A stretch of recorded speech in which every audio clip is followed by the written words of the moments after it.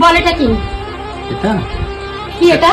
এটা ক্যালকুলেটর। এটা ক্যালকুলেটর? এটা ক্যালকুলেটর? এটা ক্যালকুলেটর? এটা আইশ্যাডো প্যালেট। কি এটা? Eyeshadow palette. হ্যাঁ। এটা কি?